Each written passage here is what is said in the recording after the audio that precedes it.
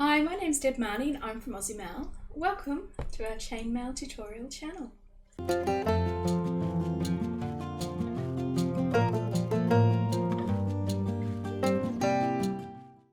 Hey guys, hello, welcome, glad to see you back here. Thanks for spending some of your time with me today. Today I'm just going to do a project from our Mail It in Minutes playlist, and it's going to be a little pendant this time. It's using the Helm weave, so I'm pretty sure you guys will have no problem with it whatsoever. Alright, let's just jump straight into it. Okay, so here's the pendant that we'll be making today. And to make this pendant up, you're going to need the following components. So in bright aluminium, in 16 gauge AWG or 1.2mm diameter wire, you're going to need rings with a ring ID of 7.5mm, and you'll need 12 of those. In 20 gauge AWG, which is 0.8mm diameter wire, you're going to need rings with a ring ID of 4.5, and you'll need about 10 of these. And then in anodized aluminium, we're using 16 gauge AWG 1.2mm diameter wire with a ring ID of 5/32 of an inch or 3.97mm, and you'll need 8 of those rings. You're also going to need a large outside ring. This one is a plated ring that we sell on our site. The link for it will be below if you need to purchase these. But these have an outside diameter of about 33mm, an inside diameter of 25mm, and they're about 1.8mm thick. Okay, so you'll need a ring of around those dimensions. And if you've got a bail, that would be helpful as well. You don't need a bail, you can always just use extra jump rings. This is just a pinch bail. But if you've got a bail or something like that on hand, that'll be great. And for pliers, today I'm going to be using our Lindstrom pliers. These are the stubby nose oblique in the RX range, and these are the stubby nose flat pliers. Okay, so we're just going to make up our Helm flower first. So taking up your large ring, your 7.5mm ID ring, and I'm going to pop on 4 of the anodized aluminium rings, the 5/32 of an inch. Now you can pre-close those 4 rings if you like, or you can just pop them on like I have, and we will go in and pre-close those later. Okay, so we've popped 4 of our AA rings onto our biggest BA ring, and we're going to double that large ring up. So run another ring through all the 4 anodized aluminium rings. Okay, now I'm just going to go through and close up all my AA rings now. So like I said, you can pre-close these rings before you even start, or just pop them on and close them up now. It doesn't matter, whichever works best for your workflow. Okay. Alright, so we've got all of those 4 rings closed now, and I'm going to take up another large bright aluminium ring, and this time I'm going to go in between our 2 large BA rings that are already in our weave. Okay, so I'm not going to go through the middle of them, I'm just going to go between them so that our new ring is sandwiched between them. Take it all the way out the other side and bring it around so that it encircles our small anodized aluminium rings, and then I'm just going to close that up. So that ring doesn't actually go through any of our rings at this stage. That's known as an orbiting ring because it's just orbiting our pair of AA rings. So once you've got that ring in place, grab another large BA ring, and we're going to go through the 2 AA rings that are there. So we're going to go on one side of the large ring that we just placed. We're going to close that up,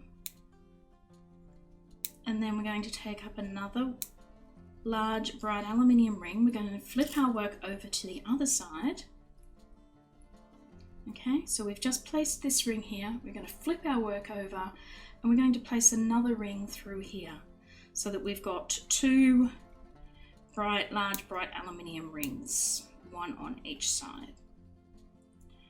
Okay, so our work should look like this. Take up another pair of anodized aluminium rings, our AA rings, feed it through the pair of large BA rings that you just added.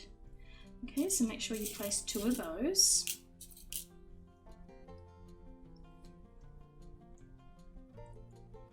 Okay.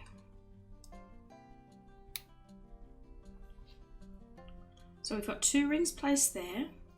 We're going to grab another bright aluminium ring, and we're going to do the same as we did back here. We're going to place our orbiting ring in place. So again, going back to the previous pair of bright aluminium rings, we're going to slip our ring in between them, so it's nestled between them, bringing it all the way out to the other side, so that when we close that ring up, it completely encircles the last pair of anodized rings. Okay, so close that up. And then again, taking up another large bright aluminium ring, go through that last pair of AA rings on one side of your weave, flip your work over, and place another large ring on the other side. Okay, so our work looks like this, and we just need to now place one more pair of anodized rings. So we'll do that now. Feed that through the last pair of large rings that you placed.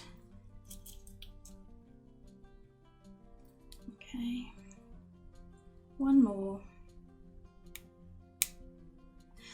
Alright, so this is what our work is looking like now. We've got a small section of Helm, and we've started and finished with a pair of anodized aluminium rings. So we now just need to place two more large rings on our piece before we join it all up. So again, we're going to place an orbiting ring, and we're going to do this on both ends, both the start and the finish. So as you did before, just slip it in between the last two rings there, bringing it out, taking it all the way around and closing it up so that it encircles that last pair of anodized rings, and then go back to the beginning of our weave and do the same at the beginning.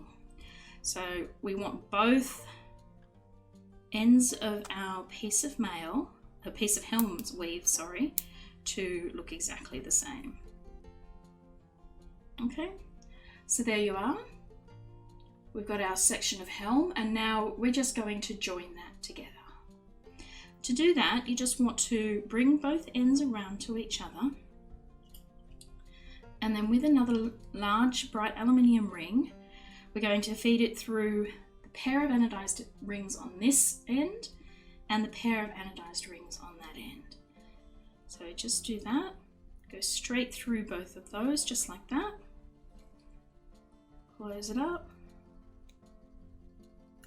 Okay, and then flip our work over to the other side, and we want to place a ring on the other side through the same path.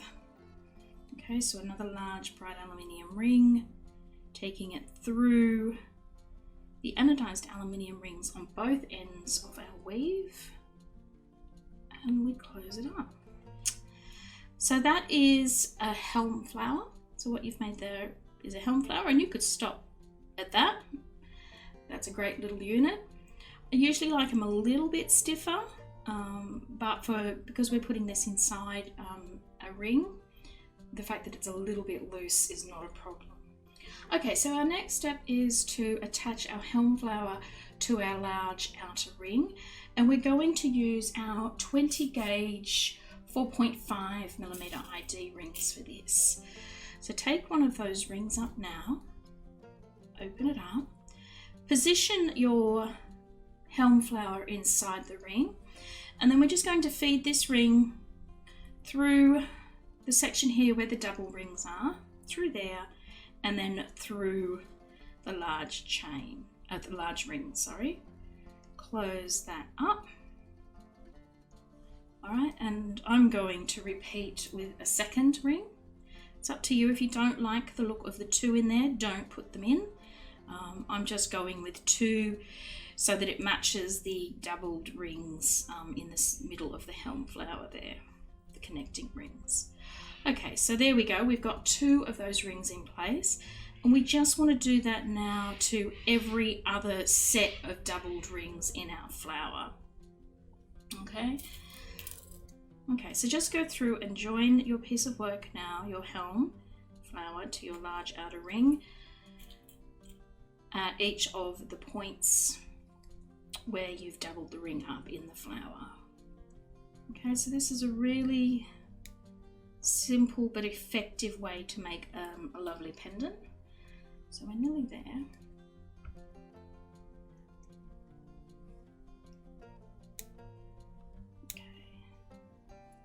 And one on the other side.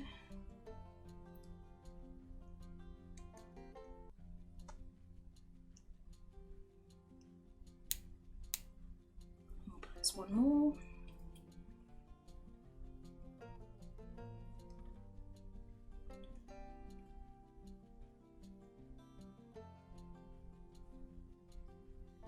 Okay. And there you go. We're done. So all that remains now is to attach the bail. So you can just use a couple, as I said, I've just got a pinch bail here that I'm going to use. Just close that up quickly. And I'm just going to use a couple of the 20 gauge 4.5 rings. It doesn't matter too much what rings you use. If you've got something else, then use that. So I'm just going to put that through one of our connecting rings and then through the bail. And because this is a 20 gauge ring and I want to make it a little bit more stable, I'm going to put a second ring in, and I'm actually going to go through the other side of my pendant and through the bail. Okay.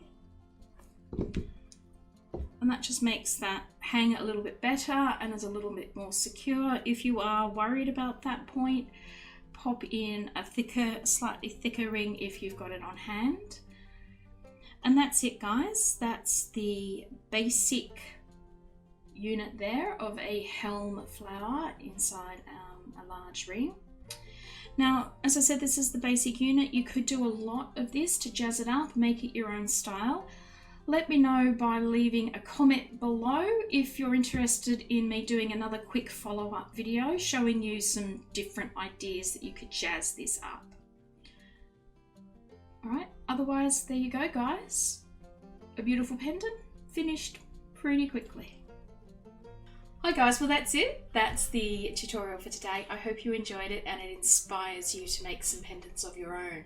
If you did enjoy the video, don't forget to give it a thumbs up here at YouTube, share it, leave any comments or questions that you like down below in the comment section of the video.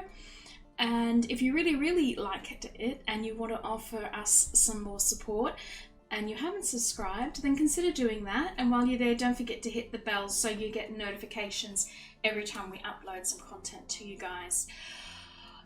Don't forget also to check out the videos that we've got here on YouTube. We've got over 150 videos at time of recording.